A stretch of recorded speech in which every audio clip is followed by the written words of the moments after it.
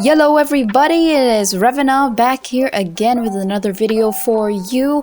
I am working on another piece for one of my other OCs. It's actually my best friend's OC. Her name is Alanna, but she's actually one of my more favorite characters, which is why I decided to draw her. She has such a grumpy attitude, and I think that's also kind of reflected in her hair color as well. And her story takes place in the generation following Divya. If you've watched my last video, you guys know who I am talking about.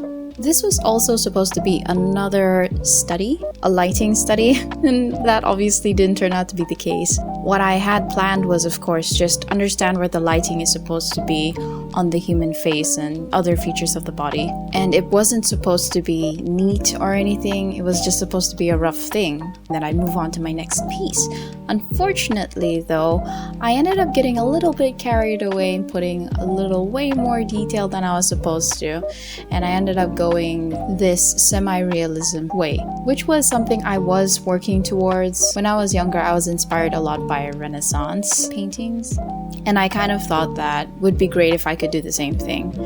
A lot of the influences that I wanted to work towards was that, as well as Ayami Kojima's work for Castlevania, because I was highly inspired by that. And I just loved the way that she had a Renaissance feel to her paintings. At the same time, carry out the weeboo-ness that is anime art style.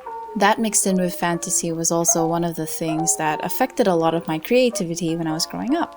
Back to the piece itself. I actually have a lot less experience with color and value that I've noticed after doing this. And the only reason why it turned out the way it did was because I actually had a reference, and this piece is heavily based off of that. I also realized how much I don't have any experience with hair at all. Yes, I see a lot of tutorials, still a lot of it doesn't make sense to me, but that may also be because I didn't try a lot.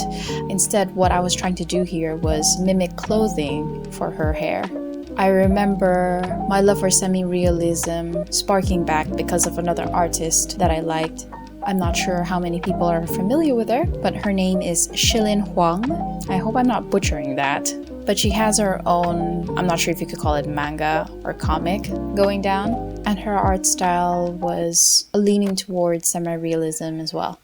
I realized after doing this study that, yeah, I still got a long way to go in terms of value, baby.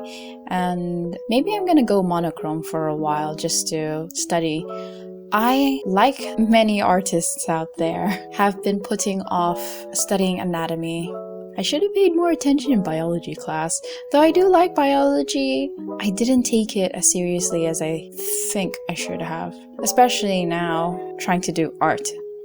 And I came to that realization where I couldn't run away from it anymore. And it's just something that I just need to sit down and do.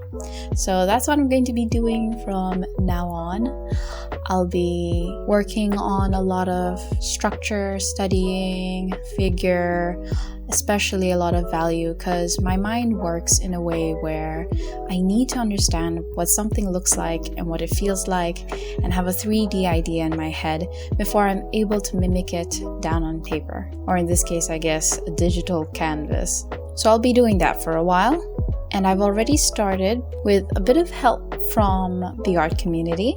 One of my buddies, we call him Yosef, that sent me to a site that gave me access to a lot of 3D models, and I thought that was an absolute heaven-sent thing. A lot of people are probably familiar with this, and this is called Sketchfab. I came across this as well in the past. It just never entered my mind that I could be looking at anatomical structures and figures here, and I think this is the best place to go. Aside from this, I've also been checking out some of Mark Benet's videos, and he has some stuff on muscular anatomy, and I'm thinking maybe I could take that on as well. For those of you who also find that it's a little bit intimidating, but also think that it's important to learn the structure and build of certain things, I'll be adding these sources in the description below for you. And hopefully you'll find this just as much enticing or educational or helpful or whatever it is that you want to get yourself into the rhythm of, just so that you can get this started.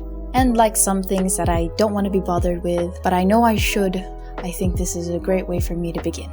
an extremely overdue realization, but one I'm happy to have taken up on, finally.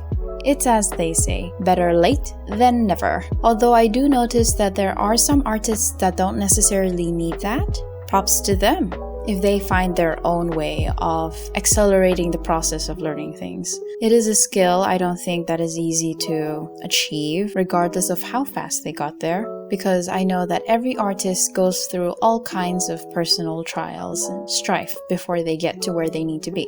In the end, it is all just discipline after all. Routine, habit building, goal-oriented, and self-motivating.